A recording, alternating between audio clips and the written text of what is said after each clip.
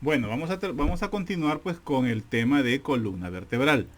En un primer video pues vimos las partes de la columna, vimos cómo están los segmentos de la columna, vimos funciones propias de la columna y vimos una descripción de las vértebras que conforman la columna, las estructuras relacionadas con cada una de ellas, características propias que la hacen diferente al resto de las demás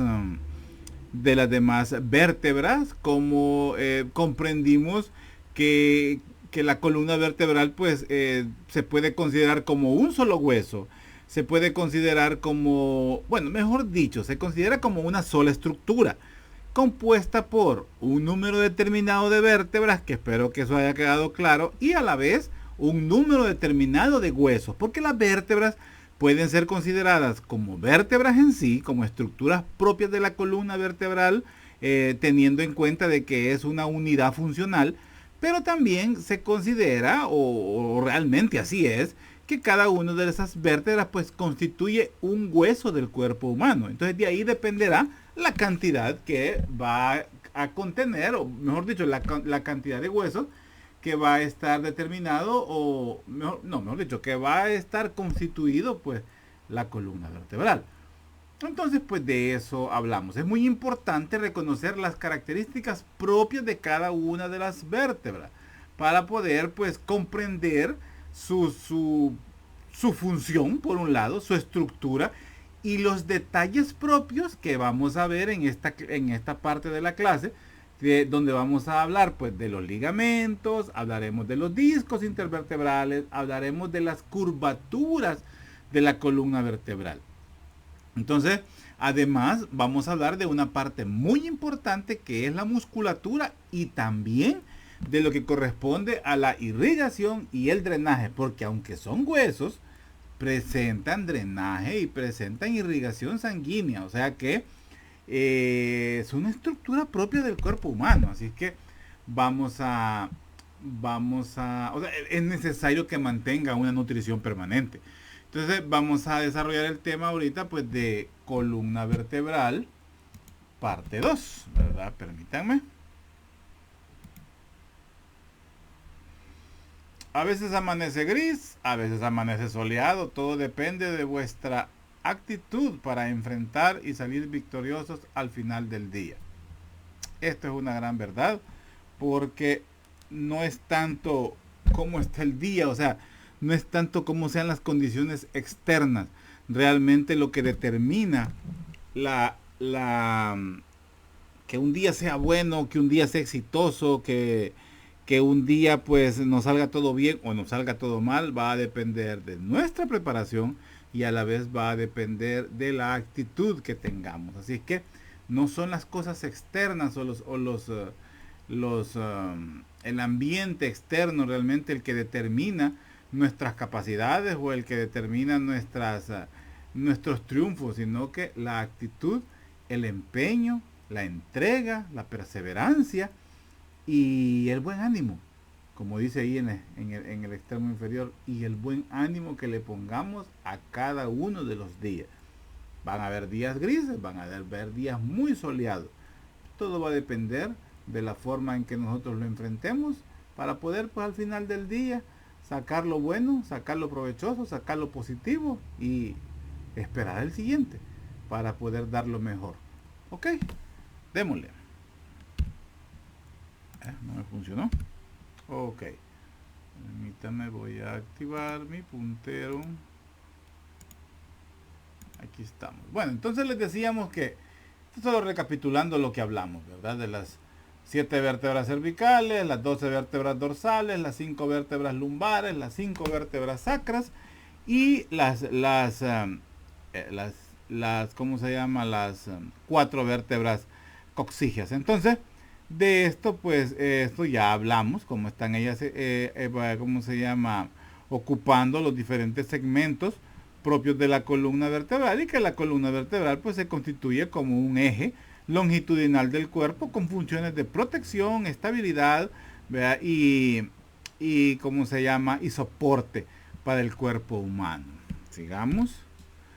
Igual, ¿verdad? Las características, hablamos de las características de las vértebras cervicales con un cuerpo más pequeño, las torácicas un cuerpo intermedio, las lumbares con un cuerpo grande, las lumbares con un cuerpo en forma de riñón, las torácicas con un cuerpo en forma acorazonado, las cervicales pues con una concavidad superior, una concavidad superior, una convexidad inferior, que más las espinas bífidas, ¿verdad? Propias de las cervicales, aunque muchas veces son cortas, las torácicas un poco más prominentes y las lumbares cuadradas, como describíamos aquí. Esta es una diapositiva, como les decía en el video anterior, que tienen pues forma cuadrada y bastante grande, ¿verdad? Las carillas articulares en el cuerpo y carillas articulares en las apófisis transversas propias de las vértebras torácicas o dorsales, que es donde se articulan tanto la cabeza de la costilla como el tubérculo de la costilla.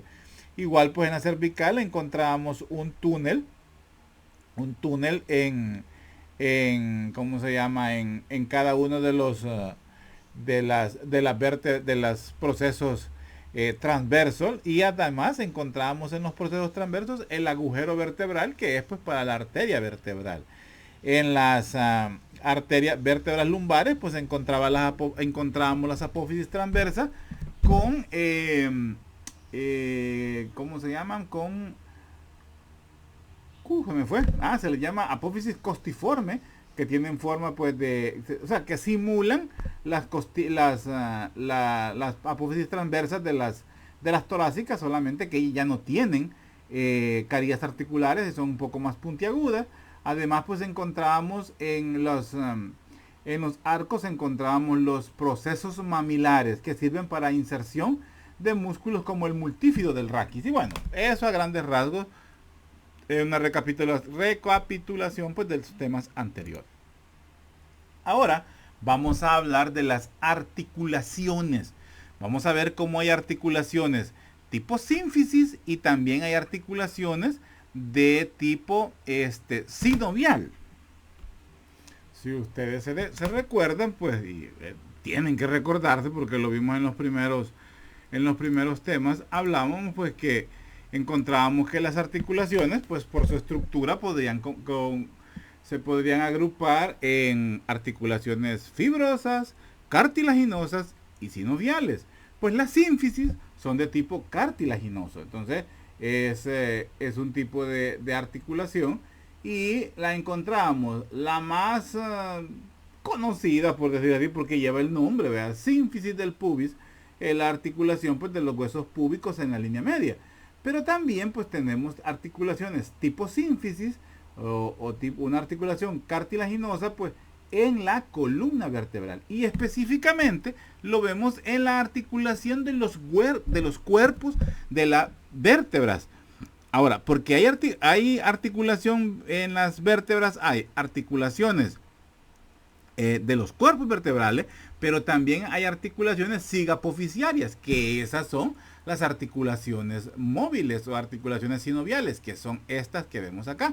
O sea, donde las apófisis superiores con las apófisis articulares inferiores pues se articulan entre sí, y esas pues son las articulaciones sigapofisiarias. Por eso a veces a esas apófisis superiores se les llama sigapófisis, porque conforman las articulaciones sigapofisiarias. Entonces hablemos ahorita de las articulaciones tipo sínfisis entre el cuerpo de las vértebras. Como dice ahí, pues está destinado para soportar el peso.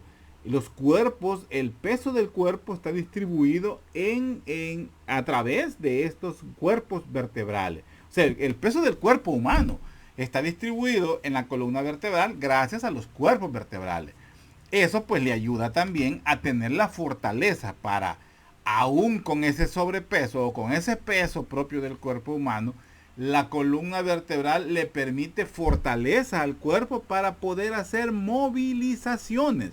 Entonces son funciones pues de estas articulaciones de los cuerpos vertebrales.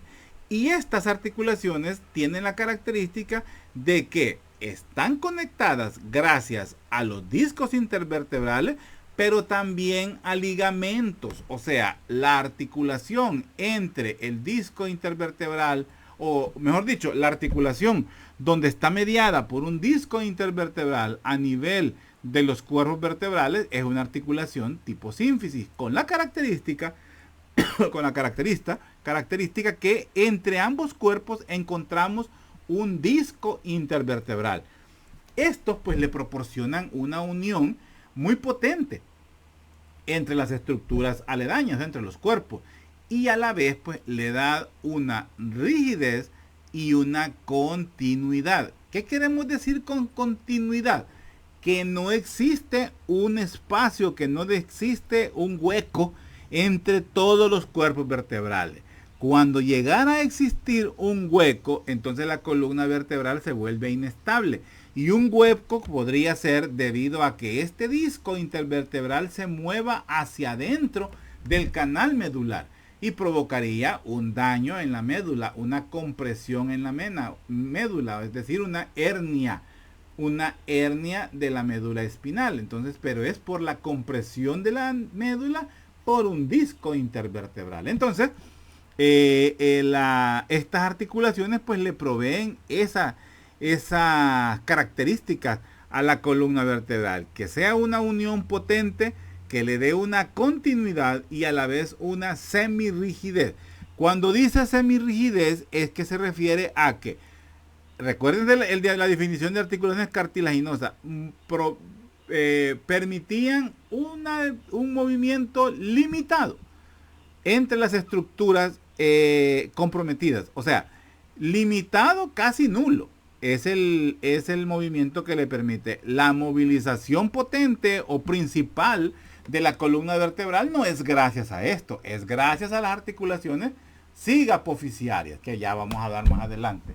Ahora, su deformidad elástica le permite absorber los choques. Los discos intervertebrales son como si los queremos comparar con algo de la vida, como que fueran pedazos de las sandalias o de las ginas, por decir así, que utilizamos en casa, las que son tipo esponja. Pues así son los discos intervertebrales.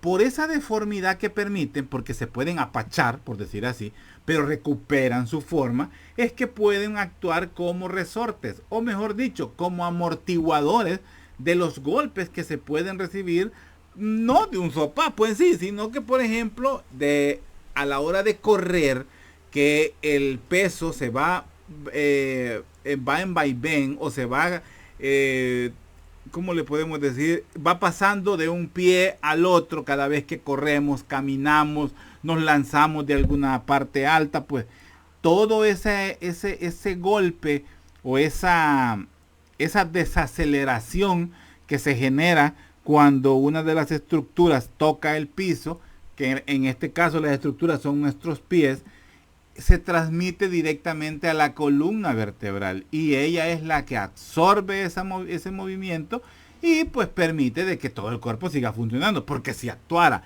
de forma completamente rígida, imaginémonos que nos tiramos de un muro de un metro 50, por ejemplo, nos tiramos y caemos sobre nuestros pies. Si no existieran las articulaciones sinoviales, si no existieran los discos intervertebrales en la columna, por decir así, automáticamente las vértebras se comprimirían una contra otra y se fracturarían. Máxime si tenemos 40, 50 años de edad, 60 años de edad, paciente femenina, osteoporótica, fácilmente habrían fracturas en esa columna vertebral. Pero como es una estructura semirrígida, con discos intervertebrales diseñados como amortiguadores para absorber los golpes, pues por eso funciona óptimamente la columna vertebral.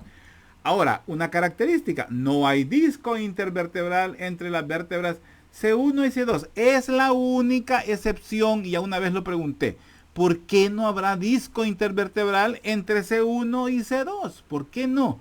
Ahora, cada anillo o cada disco se compone de un anillo fibroso y un núcleo polposo. O sea, cada una de estas estructuras llamadas anillos, discos intervertebrales, están constituidos por un anillo fibroso, o sea, la parte externa, y el centro pues es un núcleo pulposo, que es más agua o es más líquido. Sigamos. Permítame. Como vemos ahí, pues el anillo el anillo, permítame que tengo trabado esto. Ok. El anillo fibroso, pues como vemos, está constituido principalmente pues por colágeno. Es la circunferencia externa, ¿verdad? Lo que vemos aquí es toda la periferia, por decir así, del disco intervertebral. Entonces, esa disposición, o sea, eso que rodea, pues, en verdad, al disco en sí, a todo el disco, que es la parte externa, y las características propias de ser principalmente compuesto, pues, por colágeno, eso le da, pues, una cierta rotación, ¿verdad? Permite una rotación, aunque limitada, entre las vértebras adyacentes. O sea, es una rotación que se registra entre vértebra y vértebra, porque es donde están unidos pues los discos intervertebrales. Pero también pues le proporciona una fuerte unión entre ellas. O sea, el anillo fibroso permite una fuerte unión entre las vértebras, como lo vemos acá, ¿verdad? Gracias también a que hay presencia de cartílagos entre ellos, los cartílagos hialinos. Y también permite un limitado movimiento entre los cuerpos de la vértebra. Ahora bien, hablando del núcleo pulposo, que ese es el centro del disco intervertebral, como vemos ahí, su principal componente es el agua. Un 88% es el agua. También es de tipo cartilaginoso. Bueno, es más cartilaginoso que fibroso. Y por supuesto, pues, es más aguadito, como decimos, entre comillas, o sea, es más gelatinoso. Él es el que permite la absorción de las fuerzas que se generan entre las vértebras, es decir, del disco intervertebral, que tiene características de amortiguador. Quien realmente de los componentes del disco es el núcleo pulposo. Entonces, a la vez, al ser más esponjoso, más gelatinoso, más resorte, por decir así, le da la flexibilidad, la elasticidad que es característica del disco intervertebral. Entonces, digamos que la suma de todas esas esponjosidades, elasticidades y flexibilidades, ¿verdad? Estoy haciendo algo que no, o sea, gramaticalmente no existe esto, pero lo estoy poniendo así para entenderlo. O sea, la suma de todas estas características de ser esponjoso, flexible y elástico de cada uno de estos discos intervertebrales es lo que le proveen las mismas características a la columna vertebral en conjunto. O sea, la suma de cada una de estas funciones de cada uno de los discos son los que le proveen esa movilidad, esa flexibilidad y esa absorción de golpes que caracteriza a la columna vertebral. Ahora bien, la morfología de estos discos, o sea, la capacidad en que se deforman, la posición en la que están, la absorción que cada uno tiene, o sea, esas mismas características que estamos describiendo, es de ser esponjoso, ser elástico, ser flexible, esos son los que determinan las curvaturas secundarias de la columna vertebral. Ojo con ese dato. Esa es el núcleo pulposo, es el encargado, es el responsable de las curvaturas secundarias de la columna vertebral. Ya vamos a ver cuáles son las primarias y cuáles son las secundarias. Ya lo vamos a ver, que la cervicolumbar pues son curvaturas secundarias, y esas son gracias a las características propias del núcleo pulposo. Sigamos adelante. Veamos los ligamentos, otra estructura propia de la columna vertebral que ayuda a mantener en su posición a las vértebras en sus diferentes regiones. El ligamento longitudinal anterior, como lo vemos, el ligamento longitudinal anterior está en la parte anterior del cuerpo vertebral, es decir, en la parte externa del cuerpo vertebral, del cuerpo de la vértebra. Y también tenemos el ligamento longitudinal posterior, que está en la parte posterior de los cuerpos vertebrales. Es decir, el ligamento longitudinal posterior está al interior del canal medular. Entonces, decimos que este ligamento longitudinal anterior es una potente banda fibrosa ancha, como ustedes la pueden ver ahí. Este pues conecta, cubre pues todos los cuerpos, tanto la cara anterior como las caras laterales. Aquí está seccionado, lo estamos viendo seccionado, pero él está tanto al frente como a los lados de los cuerpos vertebrales y a la vez también rodea los discos intervertebrales. O sea, es una sola estructura, no escatima, o sea, no se salta, pues, ¿verdad? Los discos, también los cubre. Longitudinalmente, pues, se extiende desde la cara pélvica del sacro hasta el tubérculo anterior de la vértebra C1, o sea que va desde el tubérculo, desde la cara pélvica del sacro, o sea, desde la pelvis hasta el tubérculo anterior de la vértebra C1, o sea, hasta el atlas. O sea, prácticamente casi toda la columna vertebral, a excepción de la parte coxígea, no está cubierta por el ligamento longitudinal anterior, porque llega hasta el atlas. Entonces, y bueno, todavía se extiende más hasta el hueso occipital por delante del foramen magno, o sea, penetra penetra hasta el cráneo el ligamento longitudinal anterior. Función: impide la hiperextensión de la columna vertebral y es el único ligamento que limita la extensión. Una extensión sería echar la cabeza hacia atrás, o sea, el querer hacer una letra C hacia atrás, pues, ¿verdad? O sea, hacia adelante sí la podemos hacer, o sea, ventralmente, dorsalmente se nos impide poder hacer esa extensión de la columna. Y eso es gracias al ligamento longitudinal anterior. El ligamento longitudinal anterior, pues, la característica es pues que es más delgado, ¿verdad? Que el ligamento longitudinal anterior. El anterior cubre parte anterior del cuerpo y partes laterales del cuerpo de la vértebra. El posterior, pues, es más delgado. Podríamos decir que es un tanto más débil en comparación al anterior, ¿verdad? Este está al interior del canal vertebral o canal medular. Y se fija principalmente a los discos intervertebrales. Ojo con este dato. El anterior se fija a los cuerpos, o sea, está cubriendo los cuerpos y está cubriendo los discos. Y está fijado desde la cara anterior, o mejor la cara pélvica del hueso sacro hasta el tubérculo del atlas. El posterior, pues, está fijado en los discos intervertebrales y se extiende hasta el axis, desde el axis hasta el sacro. Características de estos ligamentos: el posterior está fijado a los discos, el anterior no, solo los cubre. El posterior también va desde el sacro hasta el axis. En cambio, el anterior va desde la cara anterior del sacro, que viene a ser el promontorio del sacro, hasta el tubérculo de la vértebra atlas. Este ligamento se opone débilmente. Veamos dónde está. Está dentro del canal. Ahí es muy poco la acción que puede tener.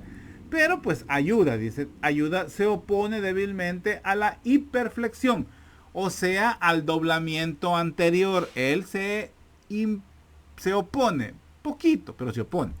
Entonces, y evita, pues, ayuda a evitar o redirige las hernias posteriores del núcleo pulposo. Cuando se provoca una situación que se llaman hernias, estos discos tienden a desplazarse. No es tanto que el disco se mueva, sino que se hace, por decirlo así, un desparramamiento, palabra que no existe. Hay un desparramo del núcleo pulposo. Esto hace que se estire el anillo fibroso y entonces se hace un saliente. Y a eso se le llama hernia. Y la compresión pues la hace directamente en el canal medular, es decir, en la médula espinal. Permítanme, yo recuerdo que tenía una imagen de las hernias, pero creo que solo era una idea. Permítanme.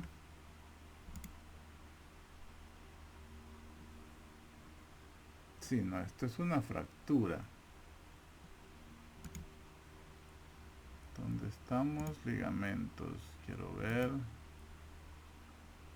No. Permítanme. Les decía, permítanme, les decía. Sí, aquí estoy.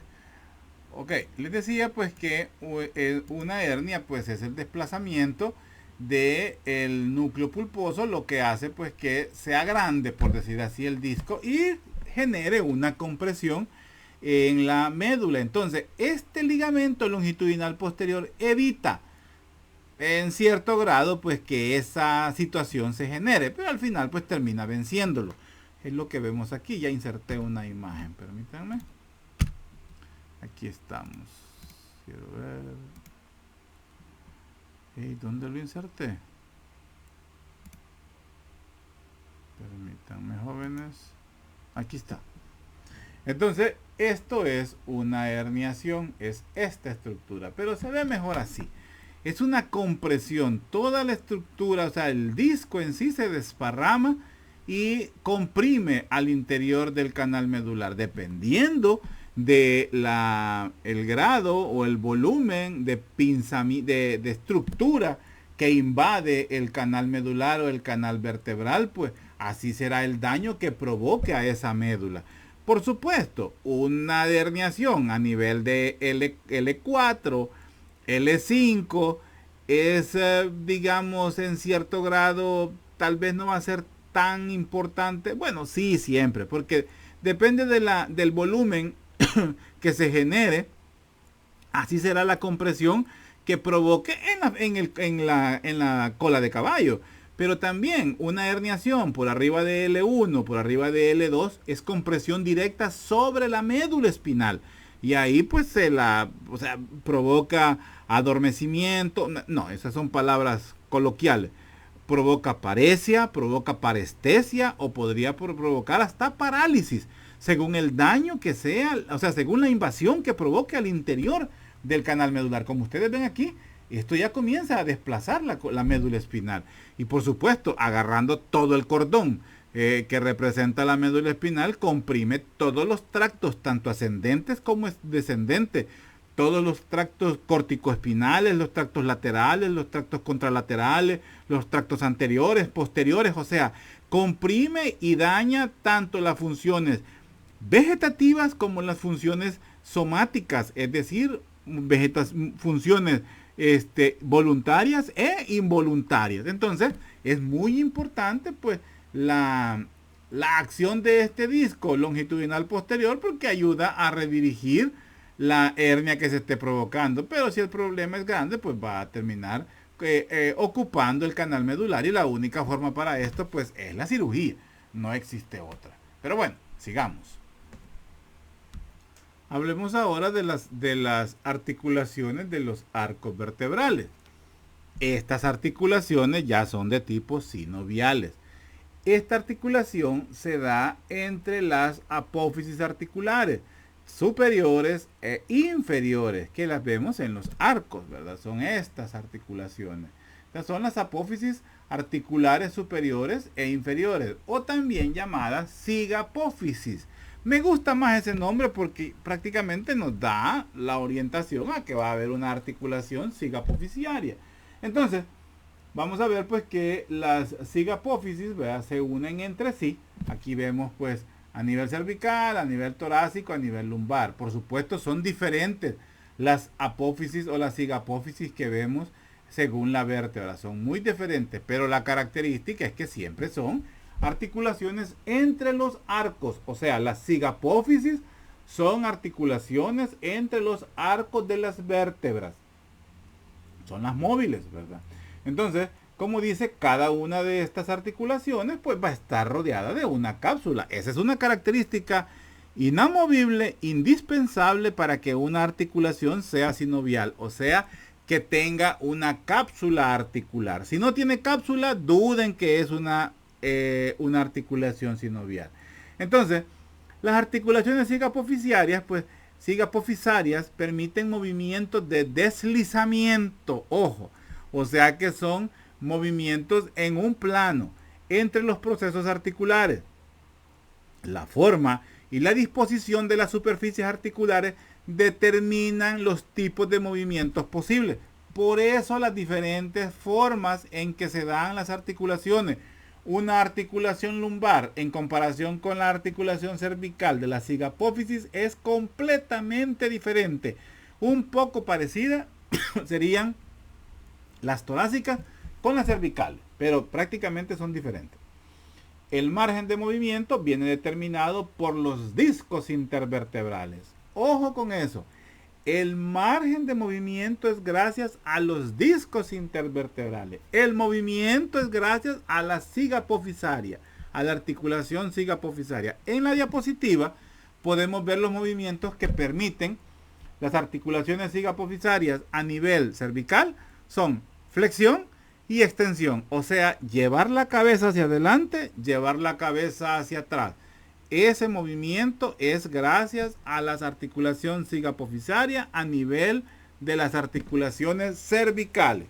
A nivel torácico, el movimiento que nos permite es la rotación, o sea, poder mover nuestro tronco de lado a lado, o sea, sin mover el cuerpo, solo moviendo nada más.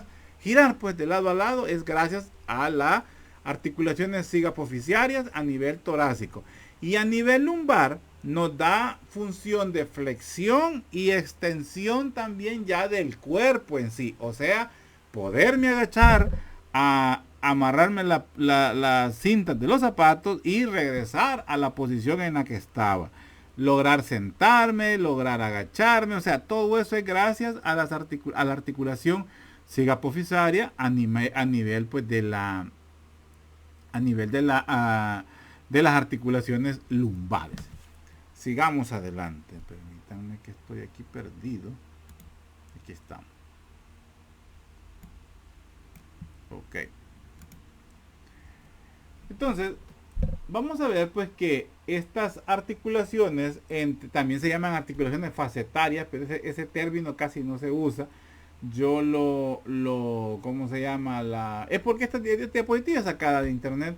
Ahí creo que es literatura un poquito vieja, pero me gusta lo que nos quiere figurar o lo que nos quiere demostrar.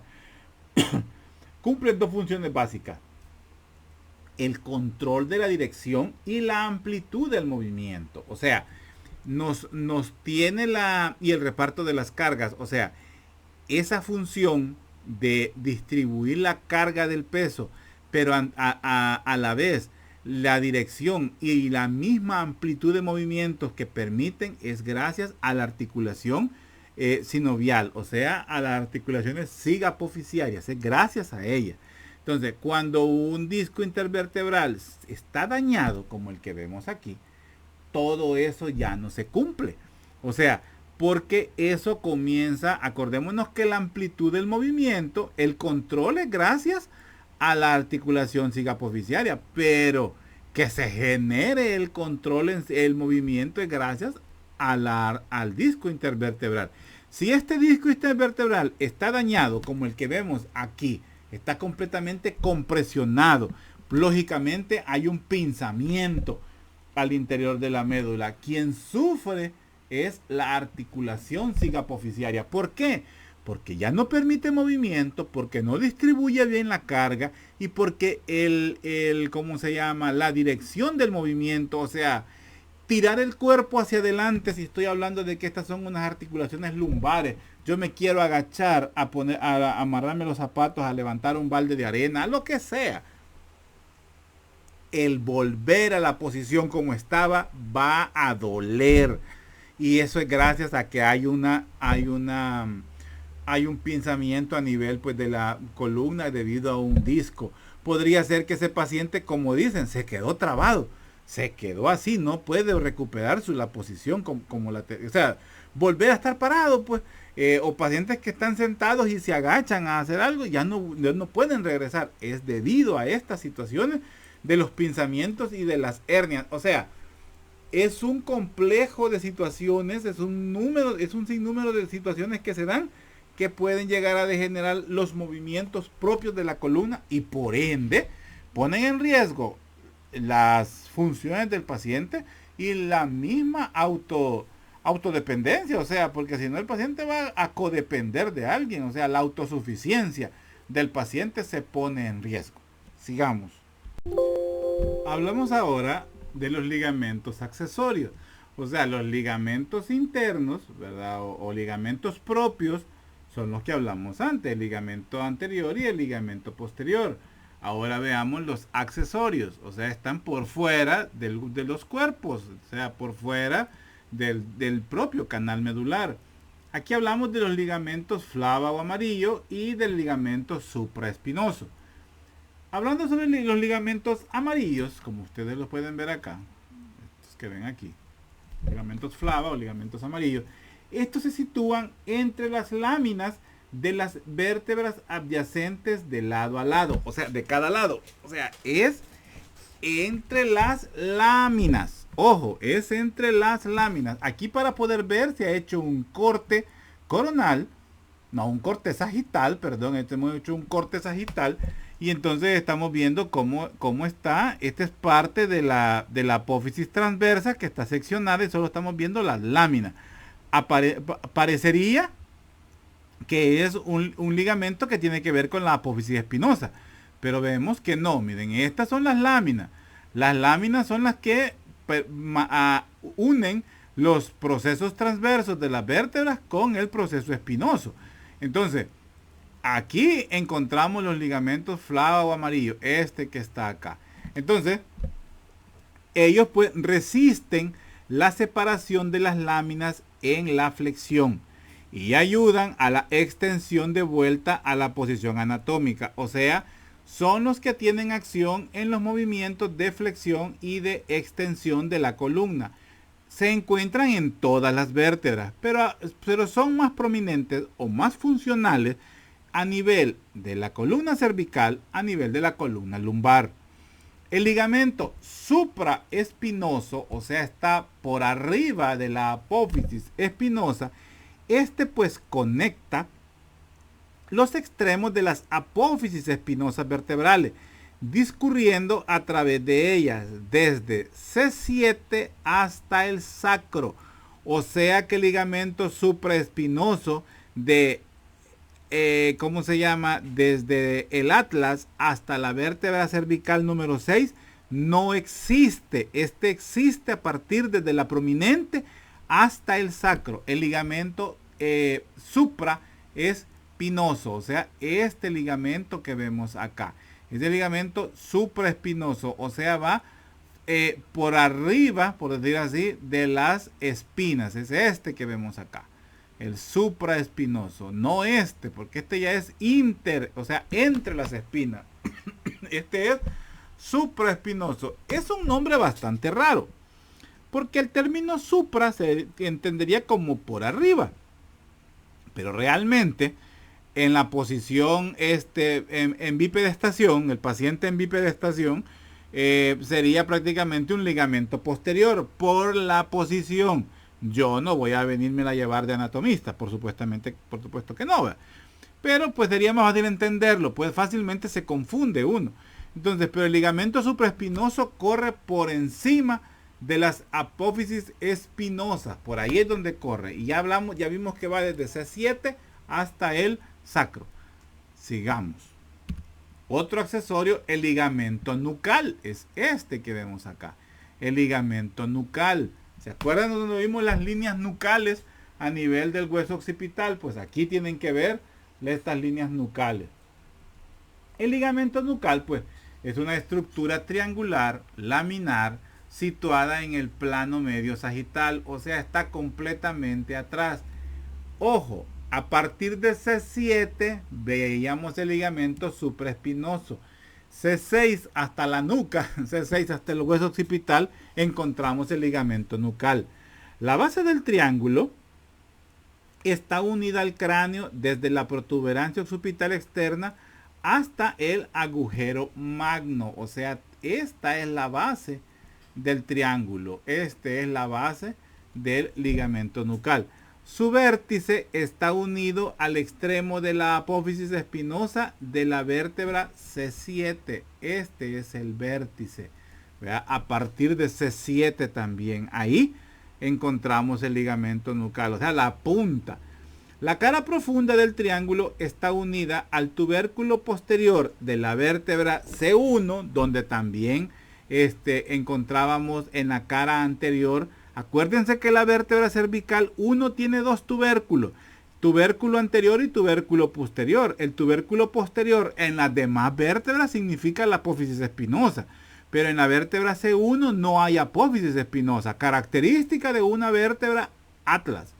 Entonces, el tubérculo posterior sirve de inserción también para el ligamento pues nucal, y también pues se va a las apófisis espinosas de las otras vértebras cervicales. O sea, en todo esto corre el ligamento nucal. Por supuesto, la otra es el borde libre, ¿verdad?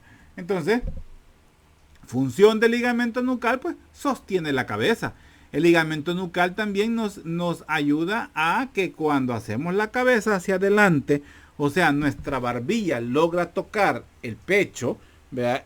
La estructura que evita que se siga doblando, por decir así, es el ligamento nucal. Y a la vez nos ayuda a volver a poner la cabeza en su posición. Hablamos de los ligamentos interespinosos, el que vimos en la diapositiva anterior. Entonces, este se extiende entre las apófisis espinosas de las vértebras adyacentes. Se mezcla con el ligamento supraespinoso posteriormente y con los ligamentos flavo amarillo anteriormente y a cada lado. O sea, el ligamento interespinoso es el que hace una amalgama entre los supraespinosos y los ligamentos flavo amarillo. Volvamos. Y aquí vemos de lo que estamos hablando. Este es el ligamento interespinoso, este es el supraespinoso y estos son los ligamentos amarillos. Entonces, este ligamento interespinoso pues hace una amalgama entre los tres y simulan una sola estructura, como lo vemos aquí. Simulan una sola estructura, pero son tres estructuras completamente diferentes. Aquí lo estamos viendo. Ligamento longitudinal anterior, ligamento longitudinal posterior en esta zona, ligamento interespinoso, ligamento supraespinoso y por supuesto pues los ligamentos flavo amarillo, pues, aquí está, perdón, ya estaba en otro lado, que se da entre las láminas, ¿verdad? El ligamento amarillo. Aquí están todos los ligamentos de los que hemos hablado de la columna vertebral. Y ahora pasaríamos a hablar de las articulaciones.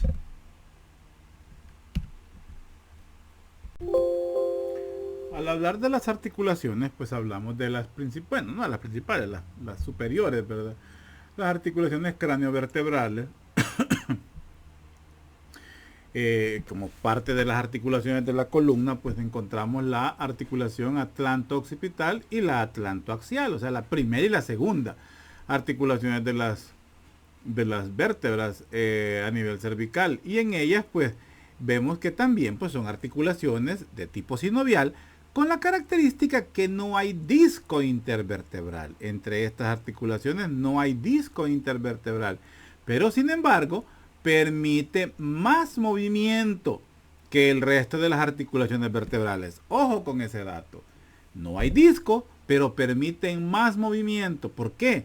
Permite flexión, permite extensión, permite rotación de la misma cabeza o del cráneo sobre estas vértebras. Entonces, entre las articulaciones, entre las estructuras involucradas, tenemos los cóndilos del hueso occipital, las carillas articulares del atlas y la apófisis odontoides del axis. Esas son las estructuras que intervienen en las articulaciones craniovertebrales. En la atlanto-occipital, pues esta permite los movimientos de flexión y extensión de la cabeza, como por ejemplo cuando decimos sí, ¿verdad? Sí, cuando decimos sí en la afirmación gestual. La atlantoaxial, pues, esta vamos a ver que que son tres articulaciones que se dan, que son las laterales. Esta es la atlantoaxial, o sea, entre el axis y el atlas. Y la atlanto-occipital es entre los cóndilos del hueso occipital. Este es un trozo del hueso occipital donde está el foramen magno y tenemos los cóndilos del hueso occipital, y estos se asientan o se articulan en los procesos articulares o las carillas articulares de las masas laterales de la vértebra atlas. Entonces, en la atlanto-occipital tenemos las articulaciones laterales, ¿verdad? Que tenemos acá. También en la parte inferior, las masas laterales del atlas, en la parte inferior se articulan con el axis, y por supuesto la articulación media, que es entre la apófisis odontoides del axis con la carilla articular del atlas. Entonces, las atlantoaxiales laterales son articulaciones sinoviales planas, también de tipo deslizamiento, tal cual las articulaciones sigapofisiarias de las que hemos visto. Mientras que la articulación atlantoaxial media es de tipo trocoide. Es de tipo trocoide o de tipo pivote.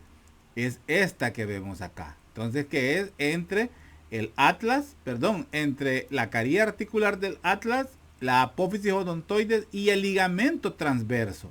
Esas son las que intervienen en esta articulación atlantoaxial. Es esto que vemos acá. El ligamento transverso, la apófisis odontoides y cómo se articulan las articulaciones, las masas laterales. Y lo mismo que vemos acá, es la misma articulación.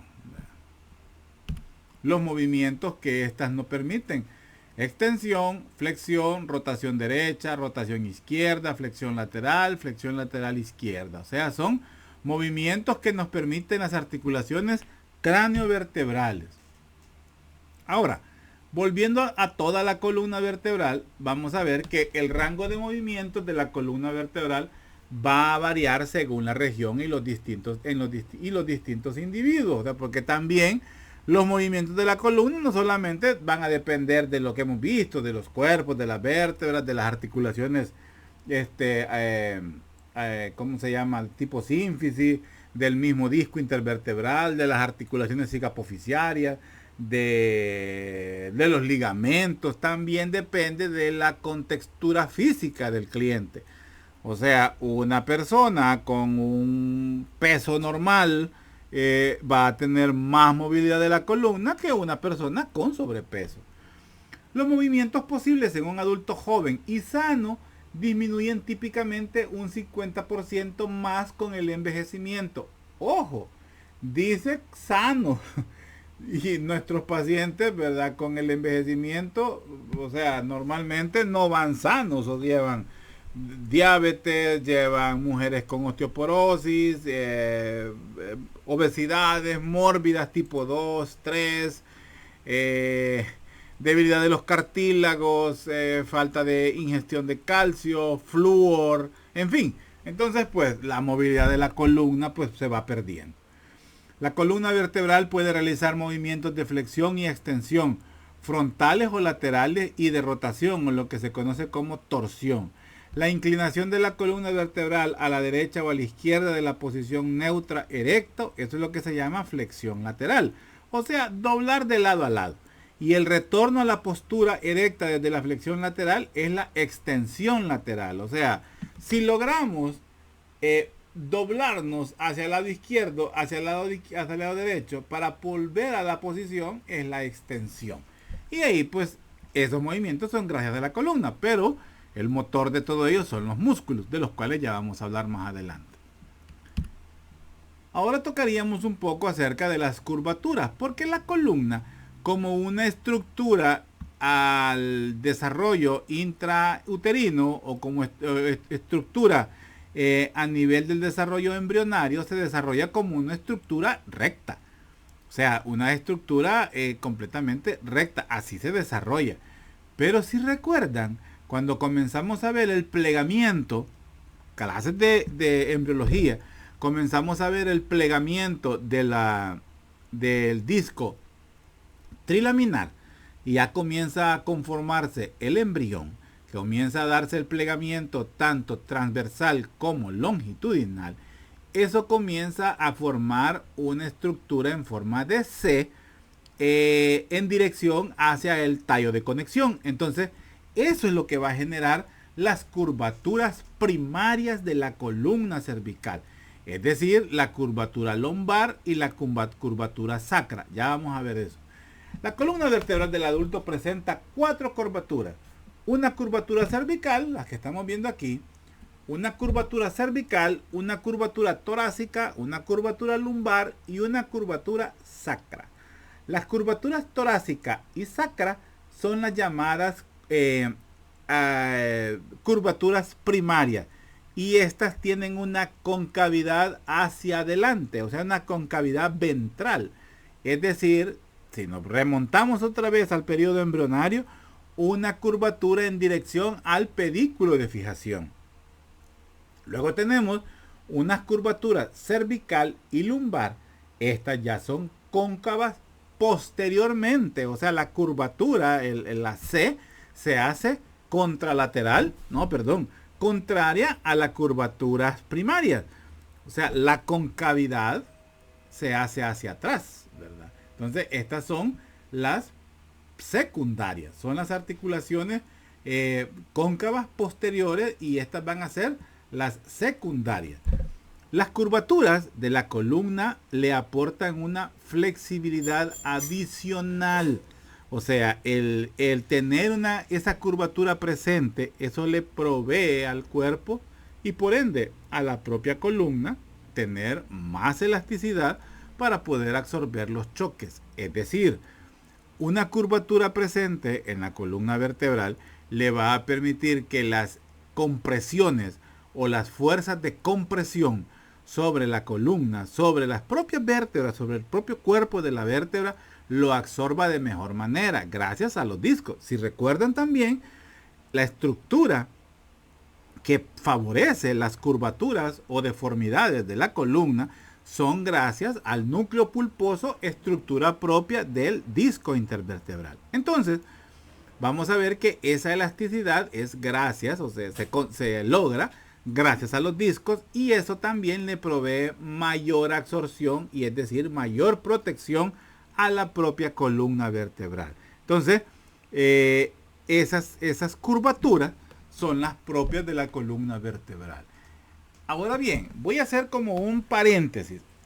Tengo unos años atrás, las curvaturas se llamaban curvaturas primarias, curvaturas secundarias, así sin tanta cosa.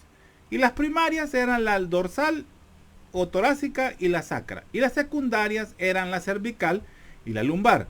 Con la única salvedad que la torácica y la sacra prácticamente tienen el mismo momento donde se generan o donde se desarrollan, por decir así, el plegamiento del embrión. Ahora la cervical y la lumbar tenían diferentes momentos. La cervical es cuando el neonato, el recién nacido, logra tener una fuerza a nivel de los músculos, una mayor control sobre estos músculos y por ende también una mayor flexibilidad y control sobre el ligamento nucal y los propios ligamentos de la columna cervical principalmente, y le permiten sostener la cabeza. O sea, es cuando el niño pues ya logra, por decir así, sostiene la cabeza. Ya no se le va de lado a lado como en un recién nacido. Y la curvatura sacra es cuando el infante pues logra caminar. O sea, comienza a poder mantenerse de pie. Ya tiene fuerza en los miembros inferiores y puede mantenerse de pie. Ahí se forma la otra curvatura secundaria que es la sacra. Ahora bien, de un tiempo acá se comienza a manejar como lordosis las curvaturas secundarias. Se les conoce como las lordosis. O sea, las curvaturas, mejor dicho, no quiero meterme en camisa de once varas. Una curvatura, ¿cómo se llama? Acabo de cometer un error, por eso es que estaba ahorita viendo, estaba confundido. Les dije que la curvatura sacra no es la que se forma cuando camina el niño. La que se forma es la curvatura lumbar. Ese es cuando el niño ya comienza a caminar. Bueno, regreso, enrollo el cassette. Las curvaturas secundarias se conocen como lordosis y las curvaturas primarias se conocen como cifosis. Les digo esto porque todavía algunos médicos y casi todos siempre manejamos pues los términos de curvatura primaria, curvatura secundaria. Primarias, dorso sacro, secundarias, cervicolumbar. Pero de un tiempo acá, los radiólogos nos ponen en las radiografías exageración de la lordosis cervical, exageración de la lordosis lumbar, rectificación de la cifosis torácica, rectificación de la cifosis sacra. Puede haber también rectificación o puede haber exageración. O sea, los términos se dejaron de ser patología porque antes lordosis era sinónimo de una anomalía de la columna cervical, de la columna en sí. Entonces, ahora no, ahora se maneja como exageración de la lordosis, o sea, teniendo como curvatura primaria el sinónimo de lordosis y el término exageración es cuando ya hay una anomalía o rectificación, porque pueden ser los dos extremos. Exageración es que la lordosis cervical, por ejemplo, la cabeza se le hace más hacia atrás al cliente. O rectificación es cuando el cliente no puede ya inclinar la cabeza hacia atrás ni hacia adelante, tiene que mantener recta. Entonces, lo mismo pasa a nivel torácico, lo mismo pasa a nivel lumbar, lo mismo pasa a nivel sacro. Entonces les digo esto para que no los vaya a sorprender. Pero en mis clases y en el examen, yo les voy a preguntar, por ejemplo, exageración de la curvatura cervical, lordosis. Y les puedo preguntar, exageración de la curvatura cervical, podría ser hacia adelante o hacia atrás, anterior o posterior, podría ser una cifosis o podría ser una lordosis. Porque cifosis, si tenemos la visualización como está aquí, una cifosis es una curvatura exagerada hacia adelante. Una lordosis es una curvatura exagerada hacia atrás, teniendo al paciente con que la cara está viendo hacia adelante y la espalda está viendo hacia atrás. Parece tonto, pero así es para que no nos vayamos a confundir. Entonces, espero que se entienda la idea. Sigamos.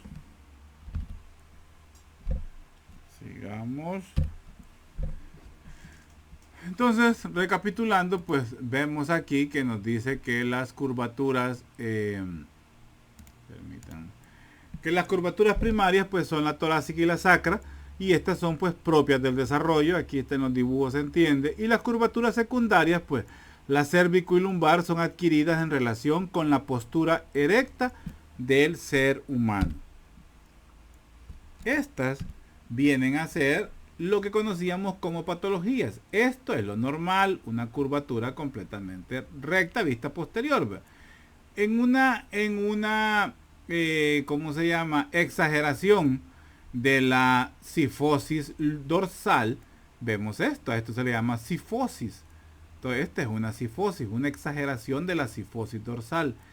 Esto es una lordosis, una exageración de la curvatura lumbar, es una lordosis.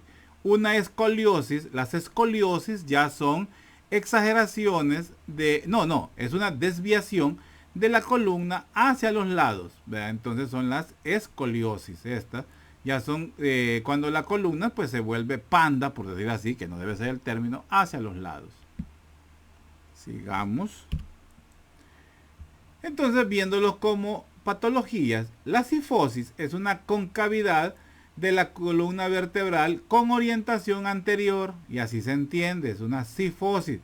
Una lordosis es una concavidad de la columna vertebral con orientación posterior. Entonces, esto es una lordosis. Y vemos pues los diferentes problemas en la columna lumbar. en la curvatura lumbar, por poner un ejemplo. Esto es la normal, una curvatura normal de la columna lumbar. Pero una hipercifosis, ya vemos que esta curvatura se ha hecho más hacia adelante. Por ejemplo, lo podemos ver en los pacientes con obesidad, con abundante panículo adiposo en el vientre o en la zona abdominal, y va a dar una hipercifosis. Una rectificación es que esta curvatura comienza a perderse, se comienza a rectificar. O una inversión, comienza a hacerse pando, por decirlo así, o sea, la curvatura se hace más hacia atrás. Viene a ser como una exageración ya de una lordosis, se comienza a provocar una lordosis prácticamente, aunque no es el término así, pero es para entenderlo. ¿Vean? Y esta pues solo para reforzar lo que estamos hablando, cifosis y lordosis, ¿verdad? Y los diferentes problemas, por eso la exageración, ¿verdad? Por un problema de panículo adiposo abundante. Y creo pues que me voy a quedar hasta aquí, porque vengo con las zonas de la vascularización, que es poco, pero sí en la zona de los músculos tenemos algo que hablar. Entonces me voy a quedar hasta aquí. Prácticamente estamos quiero ver, son 42 diapositivas, vamos por la 22, estamos a la mitad prácticamente. Así que nos quedamos hasta aquí. Vean, nos vamos a quedar hasta este momento para continuar pues en el siguiente tema. Permítanme. Sí, ya nos quedamos prácticamente con poco, ya es poco lo que nos falta de la clase. Entonces quedamos así, jóvenes.